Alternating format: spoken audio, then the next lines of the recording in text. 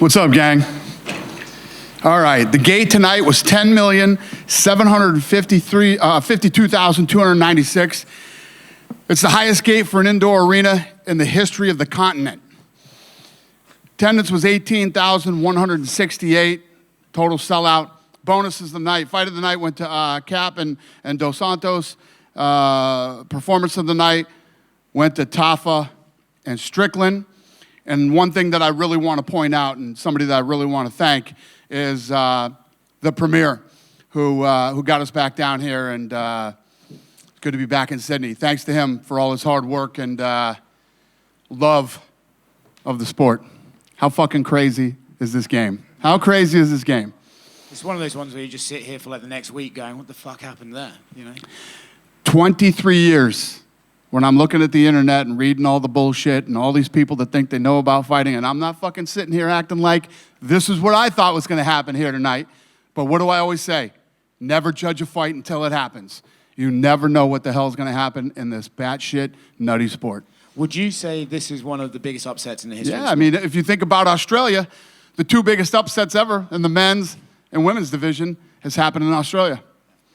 What did you think of, we'll start with Israel, right?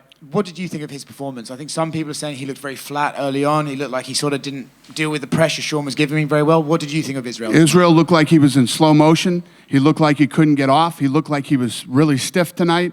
He looked very slow. Do you think that could be, you know, we always talk about his activity, but maybe there's something to be said that he might be overtrained at this point and maybe needs some time off? Or do you think it's just, hey, sometimes you have a bad night? Only Israel knows what's going on. I'm very curious to see what he says at this press conference tonight. You know, there are a million things that could go wrong. Some days you wake up and it's just not there, man. You just don't, it's not there. He looked bone dry when he came out tonight, standing up really tall, looked very slow, looked like he couldn't get off at all.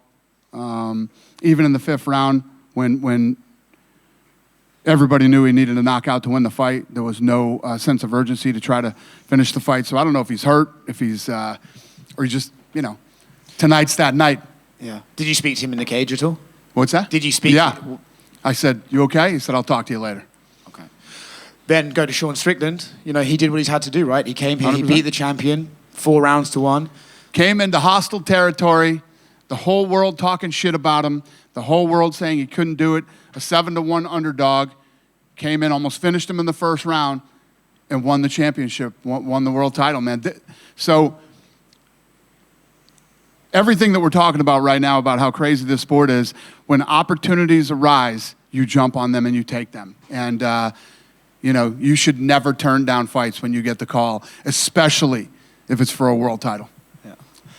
Sean's an interesting character, right, to have as champion? Yeah, you think? Yeah. You know, I'm sure it's going to get crazy in here in a little while. Yeah. Just, you know, just this week we had the thing with the fan, and I know that he was kind of exaggerating as he does, but do you need to say, like, look, if you're going to be our promotions champion, can you cut some of that out? Or do you just think, well, let's just see what happens? You know the answer to this question. Listen, we put this guy in the spot. And, you know, there was no, holy shit, we didn't know this was going to happen going into this, you know. Who the hell knows what's going to happen in here in 15, 20, 30 minutes whenever he gets in here. So it is what it is. This is the fight business, boys and girls. Yeah. And he is one of the nuttiest in the sport. Yeah. Outside of that, the Manel Kape fight against a newcomer who looked amazing too, in Dos Santos. You know, you gave it fight of the night, but what did you think of that great flyweight matchup? Yeah, fight of the night, and you know, wow, how durable and tough that kid is. I love kids. Again, a kid that got an opportunity, and he came in. He didn't come here to just show up and get paid. He came here to win tonight. I think that kid has a really bright future. I know what the answer is usually to this, but Manel's post-fight speech used a homophobic word. Yeah, I was flying around a little bit tonight. I think these guys get, you know, get a little excited, and you know, you make bad mistakes. Radke did the same thing, you know, and you know me. We didn't run over to him and say, you better apologize and you better. He did that on his own. You know, when he got back stage, he was embarrassed and, you know, got caught up in the moment. And did you guys talk to him tonight? No. not So he yet. felt like he was treated like shit, and all that stuff, and got emotional, and whatever reason. We make mistakes. I am not holier than thou either. So we've all been in positions where we've made mistakes, and like I always say, it's how you recover from it and how you carry yourself after you make the mistake. And he came out and apologized on his own free will. We didn't tell him to do anything, and the fact that he did that means he means it. I don't make anybody apologize for anything. You do what you want. You're grown men and women. You're able to say whatever you want. He did it. He came back. He was embarrassed, and he apologized. So I'm sure some people will accept his apology, and some people won't. Last one for me, just going back to the madness of the main event. Traditionally we see dominant champions get an immediate rematch, right? But Israel just had one of those with the Pereira fights. So do you I know this is a Tuesday question, but do you sort of think, well, let's just book it again because Israel looked so off? Or do you just sort of see how the division plays out and leave Israel on the side for a moment? No, I think you do the rematch, absolutely. I mean, the rematch is interesting. That could be the thing, too. When you think about you're going into the Pereira fight, such a big fight, and you've been in there with this guy so many times, and then you overlook Strickland, and you come in and I don't know. I don't know the answers to these questions, but Israel does, and I'm looking forward to hearing it. Okay, thank you. Dan, is there any medical update on Jack Jenkins? He's the one that his arm snapped in half in there. Oh, yeah, I know. I think I don't have any updates here medically, but I think his elbow got dislocated. It just says right elbow here, but it doesn't say. I think it was just a dislocation. And I'm just curious, how do you come up with a list for bonuses tonight? Because obviously Volkov became the third fighter ever to get a Ezekiel choke. Tyson Pedro had a big performance to kick off this main card. So how do you narrow down just 2-3 names on a? Yeah, I mean Pedro deserves something too. There's guys that these guys we felt won the 50,000.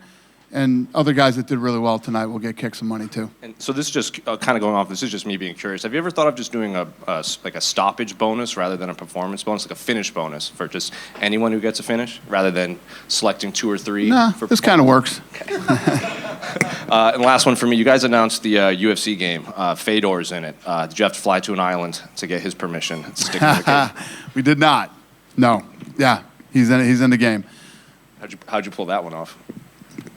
Listen, I don't know. I guess he wants to be in the game. We paid him an obscene amount of money. I don't know, one or the other.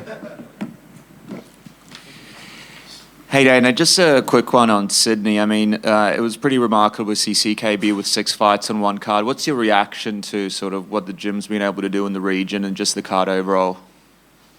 Yeah, it's incredible. It's incredible what that team has done. And, if you saw some of the footage leading up to the fight, how many people are in that gym training at one time, and they treat Izzy just like they treat everybody else, and Volk, and it's impressive. It's impressive what they built here. For a rematch like Strickland and Adesanya, if that does happen, do you do this in this region yet again because of the fan base, because of the support, potentially maybe even New Zealand, or is that something that you think happens overseas now? I don't even know. When you start looking at the rest of the year and laying out the card, and then getting in, we're already into March of next year. So, as far as fights go, so I don't know. I don't know how that'll play out, but it depends on how fast these guys want us to come back here. Thank you. Yep. Dana, you mentioned fights booked up to March. Is UFC 300 going to be in April? Is that what it's looking like? I don't know off the top of my head. Yeah, have you started thinking about that one at all? Not at all. Because we had Volkanovski back here. He said if him and Islam both win their next fights, he would love to headline. Izzy said earlier in the week he wants to be on that card. People haven't started coming to you yet? There's a lot of stuff that's going to happen between now and then. Yeah. Laura Sanko joined the commentary booth for her pay-per-view debut tonight. Did you get to listen to much, and what did you think? Yeah. The commentary team tonight was awesome. They killed it. Yeah. Do you think she'll get more opportunities on pay-per-views going forward? Sure. Yeah, she's a rock star, man. She's very good at what she does. Yeah, and earlier this week, Tyson Fury and Francis Ngannou did a press conference ahead of their fight, and Tyson was saying after this one, he wants to revisit the John Jones fight, potentially, that you guys were working on. Is that something that would appeal to you at all, depending on how that goes? I don't know. We'll see how it plays out. What do you think of Francis, that he was able to get that fight? We haven't heard you really speak on that. No, good for him. Thank you. Yeah. Dana, just over here. Yep. The last time the UFC came back to Brisbane was 2016, and I know you have the deal with Sydney for the next couple of years, but does the UFC have any plans to come back to Brisbane at all? Plans to go back to where? Brisbane. Where? Brisbane? Yeah.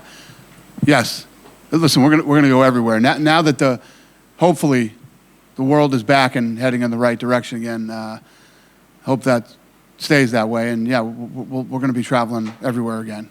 There's still so many places that we haven't been since COVID, the beginning of COVID. So still a lot of traveling to do. And just another one, Tom Nolan is just up the road from me, so I thought I'd ask a question of do you have any timeline of when we can see him debut?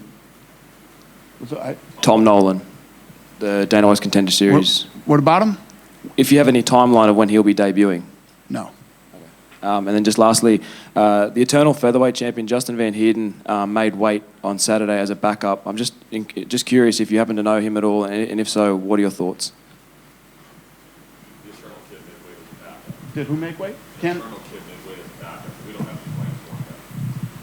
No.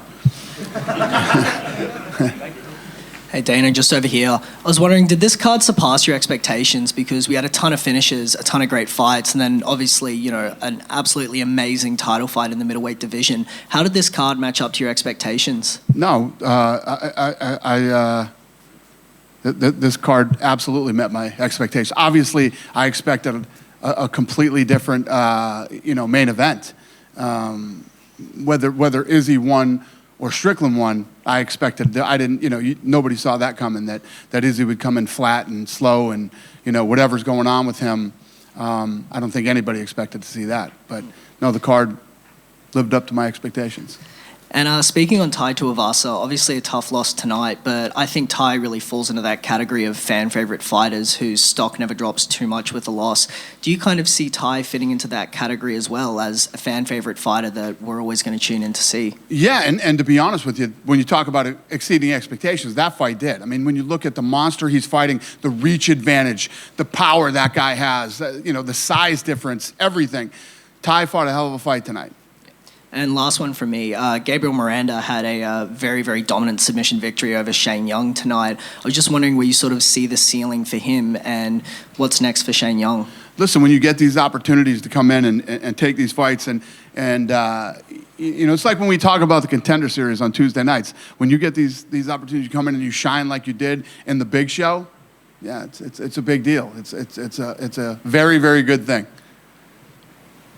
Hey Dana, there's been a lot of questions this week to the fighters about if they'd be interested in fighting on an Auckland card, and Dan Hooker admitted this week that the rumours were made up by him. Are there any truth to the rumours? Are you potentially coming back to Auckland in the next 6 months? Well, I don't know. We'll see. I mean, I was just at a press conference on Tuesday, and they were talking about, we heard you're doing a fight in Minnesota, and all. Nothing is done until we announce it. There's lots of, when we get together on Tuesdays for matchmaking, we kick a lot of ideas around, possible matchups, possible places, but until we announce it, it's never true.